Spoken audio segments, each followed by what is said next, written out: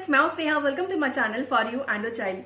अगर आप स्टूडेंट हैं, चाहे आप किसी भी उम्र के हैं, किसी भी क्लास में पढ़ रहे हैं, किसी एग्जाम की तैयारी कर रहे हैं या फिर किसी जॉब की तैयारी कर रहे हैं, आपको एक एडवाइस जरूर सबसे मिलती होगी कि आप अपनी रीडिंग स्किल्स को बेहतर करें।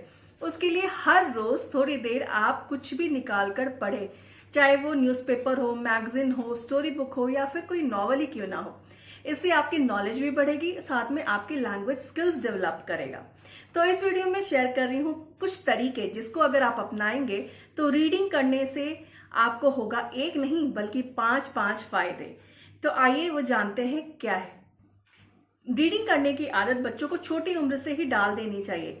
इसलिए अगर पेरेंट्स इस वीडियो को देख रहे हैं तो प्लीज इस वीडियो में बताए गए तरीके को जरूर अपनाएं अपने बच्चों को पढ़ाते वक्त। और अगर स्टूडेंट इस वीडियो को देख रहे हैं तो वो खुद भी अगर इस तरीके को फॉलो करते हैं तो आप देखेंगे कुछ ही समय में आपको बहुत ही अच्छा रिजल्ट मिलने वाला है। समझाने के लिए इस वीडियो में मैंने लिया है छोटे क्लास की इंग्लिश की बुक। आप अपनी एज के हिसाब से, अपने क्लास के हिसाब से बुक्स चूज करें। पहली बात, जब आप बच्चों के लिए कोई चैप्टर निकालते हैं तो बच्चे को ही पहले बोले कि आप इसे रीड करो।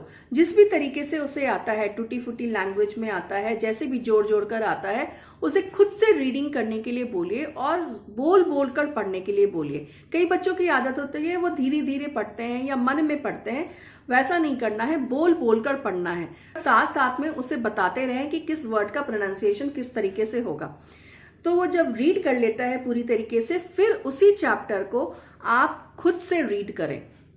और जब आप बच्चों के लिए रीड करें तो आप जरूर ध्यान दें कि कहाँ पर फुल स्टॉप है, कहाँ पर कॉमा है, और उस तरह से आप एक्सप्रेशन में चेंज लाएं। जैसे ये चैप्टर मैं पढ़ रही हूँ, हेल्पफुल किन। हेल्पफुल किन।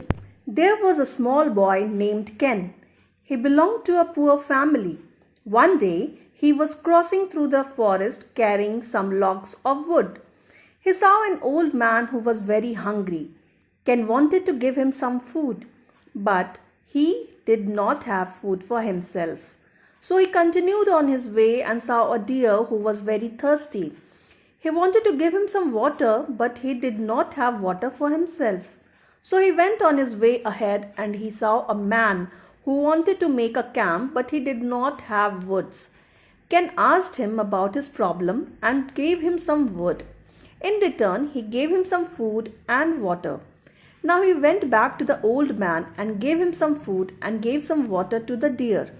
The old man and the deer were very happy. Ken went back happily. However, one day, Ken fell down the hill. He was in pain, but he couldn't move and no one was there to help him. But the old man who he had helped before saw him and came to his rescue. He had many wounds on his legs. The deer who Ken had given water to saw his wounds and quickly went to forest and brought some herbs. After some time his wounds were covered. All were happy that they were able to help each other. इस तरीके से अगर आप पढ़ाएंगे तो बच्चों की pronunciation skills बहुत मजबूत हो जाएगी और उसे इंटरेस्ट भी आएगा।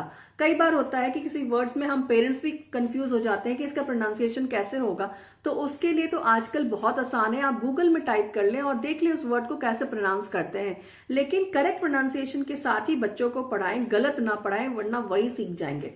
अब इसी चैप्टर से निकालेंगे हम 5 वर्ड्स। जैसे मैंने इस चैप्टर से निकाला है poor, hungry, thirsty, rescue and forest. In 5 words का हम बच्चों को सिखाएंगे उसका मीनिंग, उसके सिनोनिम्स, मतलब उस वर्ड के दूसरा कौन सा वर्ड है जो सिमिलर मीनिंग का है। तीसरा एंटोनिम, यानी उस वर्ड का अपोजिट वर्ड क्या है।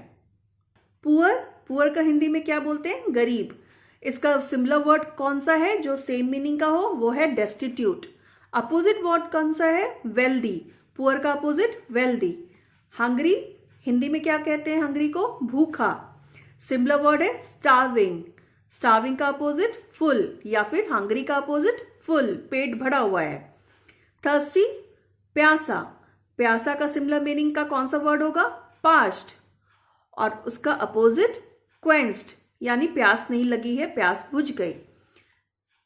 रेस्क्यू, बचाव, similar meaning save, opposite meaning in danger, यानी किसी को खतरे में डालना। सेव बचाना, इन डेंजर खतरे में डालना। फॉरेस्ट, जंगल। फॉरेस्ट को और कौन सा दूसरा नाम दे सकते हैं, वुड्स। और क्योंकि फॉरेस्ट एक नाउन है, नाउन का अपोजिट वर्ड जनरली नहीं होता है, इसलिए फॉरेस्ट का कोई अपोजिट वर्ड नहीं होगा, लेकिन एक मिलता जुलता शब्द जो हम एज अ अपोजिट ले सकते हैं वो हो सकता है प्लेन। तो इस तरह से अगर आप 5 वर्ड्स निकालते हैं तो बच्चों को 5 के बदले 15 वर्ड्स लर्न हो जाएंगे। जो भी बच्चों को वर्ड्स आपने लर्न कराया है उसकी स्पेलिंग भी उनको लर्न करने को दें। जो भी वर्ड मीनिंग आपने बच्चों को एक्सप्लेन किया है उससे आप उनको या तो सेंटेंस बनाने को कहेंगे, अगर वो नहीं बना पा रहे हैं तो आप उनकी हेल्प करके एक सेंटेंस बना के दिखाएंगे। जैसे थर्स्टी, तो थर्स्टी से क्या सेंटेंस बन सकता है, mummy give me water to drink, I am very thirsty. Similar meaning है पास्ट, तो थर्स्टी की जगह हम पास्ट भी यूज कर सकते हैं, तो कैसे यूज करेंगे, give me a drink, I M past. और अपोजिट मीनिंग है क्वेंस्ड यानी प्यास बुझ गई, तो उसको कैसे यूज कर सकते हैं, I quenched my thirst with a glass of Coke. बच्चों की एज के हिसाब से, क्लास के हिसाब से आप वर्ड की डिफिकल्टी लेवल डिसाइड कर सकते हैं। चौथी चीज, जो भी चैप्टर आपने बच्चों को रीड कराया है उससे रिलेटेड आप क्वेश्चन आंसर्स पूछें। कई चैप्टर या स्टोरी के एंड में क्वेश्चंस दिए होते हैं, आप वो उन क्वेश्चंस को पूछ सकते हैं या फिर आप अपने से भी क्वेश्चंस फॉर्म करके पूछ सकते हैं। एक चीज मैं आपको कहेंगी कि ये जो क्वेश्चन आंसर्स है ना वो आप वर्बली पूछे, बोल बोल कर पूछे, लिखने को ना कहें, वरना बच्चे परेशान हो जाएंगे कि इतना सारा एक साथ करना पड़ रहा है। इसलिए आप वर्बली ही पूछ लीजिए, बोलकर क्वेश्चन पूछ लीजिए, ताकि आपको ये समझ में आए कि बच्चे ने पूरे स्टोरी को या चैप्टर को कितना समझा है, तो इससे उनकी डेवलप होगी comprehension skill. 5th point, chapter से रिलेटेड कोई भी एक क्रिएटिव सवाल बच्चों से जरूर पूछें।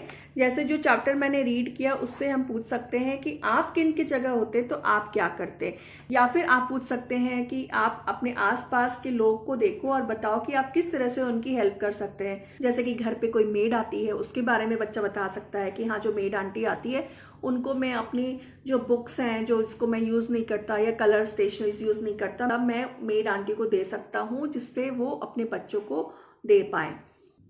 तो अगर स्टूडेंट करते हैं इस तरीके से रीडिंग तो उनका होगा 5 फायदा। पहले उनकी प्रोनाउंसिएशन स्किल अच्छी हो जाएगी, उनकी वोकैबुलरी में नए नए वर्ड्स ऐड होते जाएंगे, वर्ड्स को सेंटेंस में कैसे फॉर्म करना है वो सेंटेंस फॉर्मेशन आ जाएगा, उनकी कॉम्प्रीहेंशन स्किल अच्छी होगी, किसी भी चैप्टर को, पैसेज को समझना और उसका आंसर करना उनको आएगा, उनकी क्रिएटिव स्किल्स डेवलप करेगी, क्रिएटिव थिंकिंग में इंप्रूवमेंट होगा। फ्रेंड, उम्मीद करती हूँ इस वीडियो में बताया गया तरीका आपको यूजफुल लगा होगा, तो इस वीडियो को कर दीजिए लाइक एंड शेयर एंड मेरे चैनल को सब्सक्राइब।